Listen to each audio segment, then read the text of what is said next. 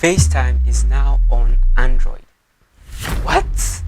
Yesterday was WWDC where Apple announced their new softwares from iOS 15, iPadOS 15, macOS 12, and lots more.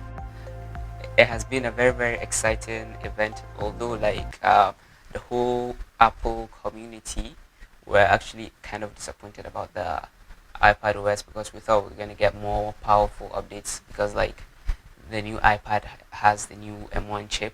But anyways, it's all cool. They gave us this feature on iOS.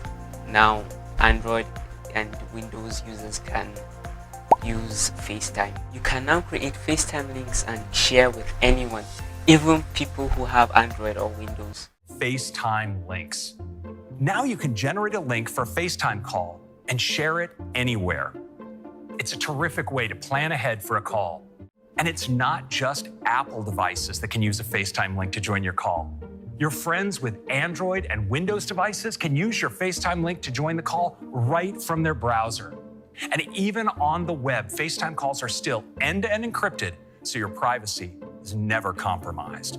But the only thing is that the Android and Windows users can only receive their calls through their browsers. So there's no any native app or anything like FaceTime, like a FaceTime that they can download and be receiving the calls. And they cannot make any calls on their own. They can only join a FaceTime call from a shared link from an Apple user.